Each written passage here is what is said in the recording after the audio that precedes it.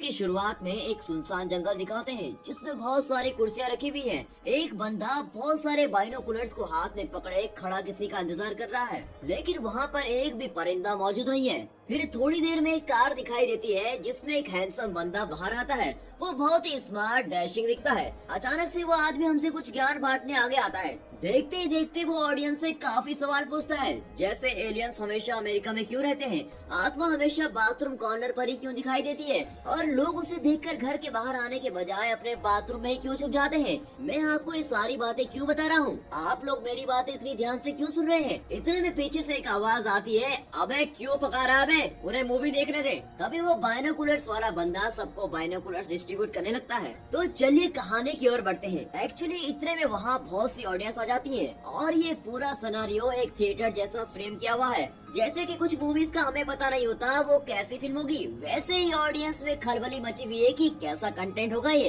अब सारी audience binoculars के थ्रू इस मूवी को देखते हैं। उसमें टाइटल रबर दिखाई देता है। मूवी का सेटअप शुरुआत में एक कचरे के ढेर पर होता है। यहाँ बहुत सारी गंदगी फैली होती है और उसी के बीच हमारा हीरो रबर पड़ा हुआ है। जैसे कि स्पाइडरमैन मूवी में जख्मी हीरो उठने की कोशिश करता था ना, वैसे ही हमारा हीरो उठने की कोशिश करता है। वो अपने ऊपर की मिट्टी को साफ करते हुए थोड़ा डगमगाता है और फिर आगे जाता है। थोड़ी दूर जाने के बाद उसे पता चलता है कि वो तो कहीं खो ही गया है। फिर भी हार नहीं मानते हुए वो आगे बढ़ता दिखाई देता है। इतने में वहाँ एक प्लास्टिक बोतल पड़ी हुई मिलती है। अजीब सी हंसी से वो उस बोतल को बेरहमी से कुचल देता है। उसी समय वहाँ पर एक केकड़ा उसे दिखाई देता है और वो उसे भी बुरी तरह खत्म कर देता है। आगे बढ़ते ही वहाँ एक बियर की बोतल दिखाई देती है जिसे वो आसानी से कुचल नहीं पाता। ऐसा लगता है जैसे ये बोतल उसके गुस्से को ललकार रही हो और वो अब वाइब्रेट होने लगता है। जितना ज्यादा वो वाइब्रेट होता है उतनी जोर से उस बोतल के चिथड़े हो जाते हैं और पीछे से एक अजीब सी साइको धुन सुनाई देती है जो ये बताता है कि हमारा हीरो रबड़ अब कितना मजा ले रहा है।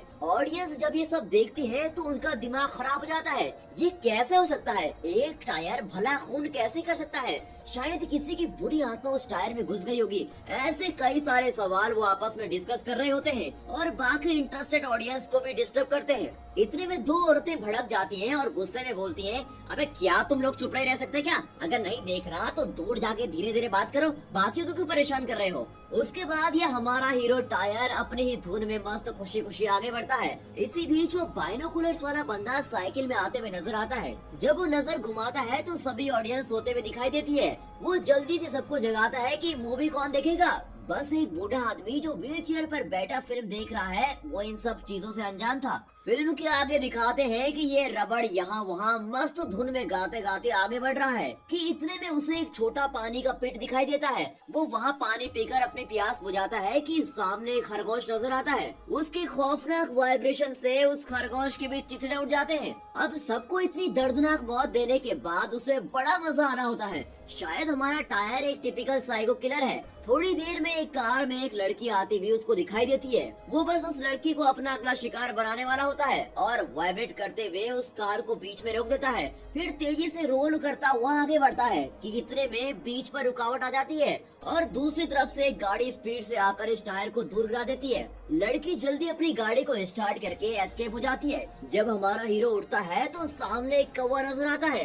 अपनी हैवानियत को शांत करने के लिए वो उसको भी मार डालता है। फिर एक पेट्रोल पंप दिखाया जाता है जहाँ पर वो दूसरा कार ओनर पेट्रोल को फिल कर रहा होता है। तभी उसकी नजर हमारे हीरो पर पड़ती है और वो सोचता है कि ये मुझे ऐसे क्यों घूर रहा है। बस उसी समय इस बंदे का सर फट जाता है। पूरी कहानी का ये पहला ट्विस्ट जहाँ एक इंसान की मृत्यु इतनी बेदर्दी से होती है। अब चारों ओर तहलका मच जाता है और हमारा यार फिर से गाते गाते हुए तेजी से आगे बढ़ता है। इस घटना के तुरंत बाद वहाँ पुलिस आ रही होती है, लेकिन इस महाशय को कोई चिंता ही नहीं, आराम से मजे लेकर चल रहा होता है।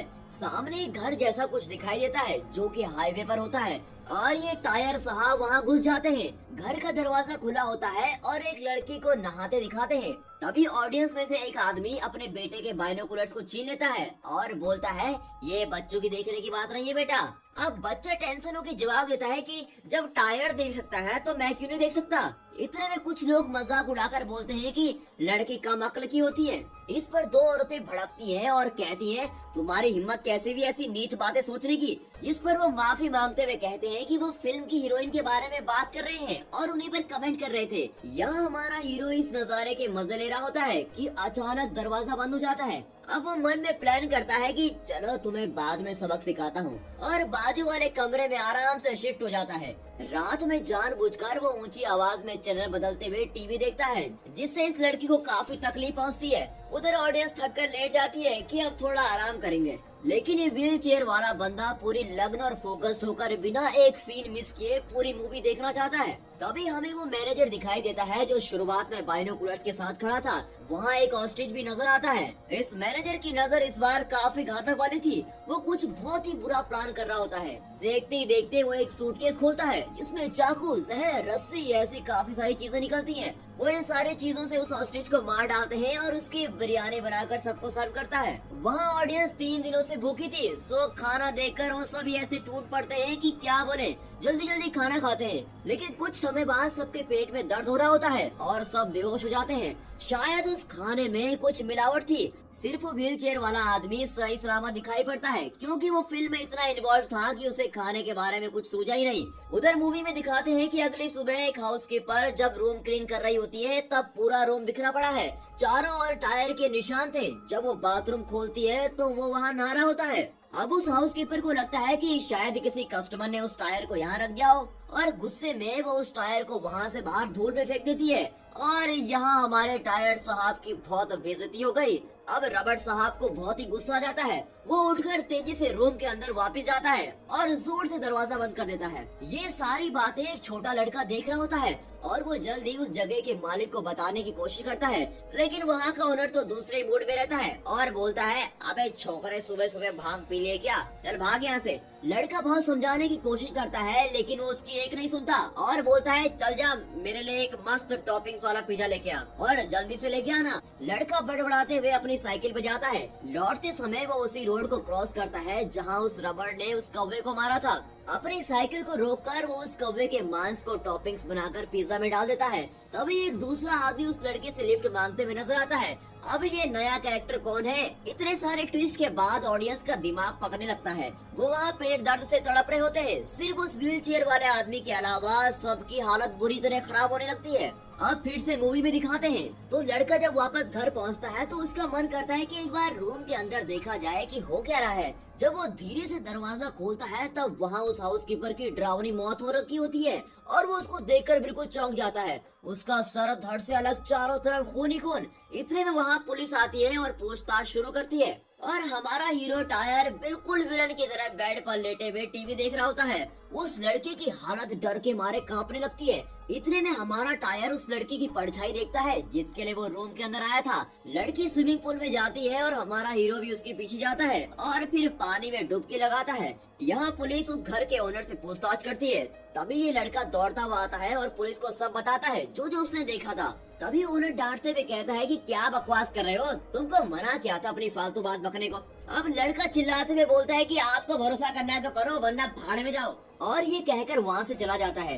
तभी पुलिस वाला बोलता है, शायद से कुछ अनहोनी होने की संभावना है, और अपने स्टाइल में घिसा पिटा डायलॉग बोलता है। फिर जैसे उसकी गाड़ी में अलार्म बजता है तो वो सबको बाय कहता है और कहता है कि मेरा काम खत्म हो गया, और वहाँ सबको चौंका देता है। सभी ऑफिसर्स और ओनर उसकी हरकत से परेशान हो जाते हैं। ये अजीब सा बिहेव क्यों कर रहा है? ऑफिसर समझाने की कोशिश करता है कि अब बस करो अपनी एक्टिंग, ये फिल्म है, रियल लाइफ नहीं। हम तो एक्टिंग कर रहे हैं, रियल लाइफ में तो कोई भी नहीं मरा है। सब लोग उसे पागल समझने लगते हैं कि इतने में हमारा मैनेजर दिखाई पड़ता है। धीरे से वो बोलता है कि उस बिरयानी को खाकर सभी ऑडियंस मर गई, खाली उस व्हील चेयर वाले बंदे के अलावा। अब क्या करें? ऑफिसर तिलमिलाकर बोलता है, बेवकूफ, ये पहले नहीं बोल सकता था क्या? चलो कोई नहीं, इसका भी कोई बंदोबस्त करते हैं। फिर वो हंसते हुए बाकी के ऑफिसर को बोलता है, चलो अपना काम करो, मैं तो मजाक कर रहा था। फिर वो एक जगह में बैठकर सोचता है कि अब आगे क्या करे। इतने में हमारा टायर पानी से बाहर आता है और उस ओनर को भी बेरहमी से उड़ा देता है। ये देखकर वो ऑफिसर अपने पॉकेट से स्क्रिप्ट निकालता है और टेंशन में हो जाता है और सोचता है कि ये तो स्क्रिप्ट में है ही नहीं। तो क्या सच में ये सारी हत्या इस टायर ने की है? अपनी कुर्सी से जोर से फुदकते हुए वो अपने टीम के पास जाता है और एक टायर को दिखाकर बोलता है कि हमारा हत्यारा ऐसा ही दिखता है। वहाँ हमारा टायर वापस से तेजी से आने लगता है।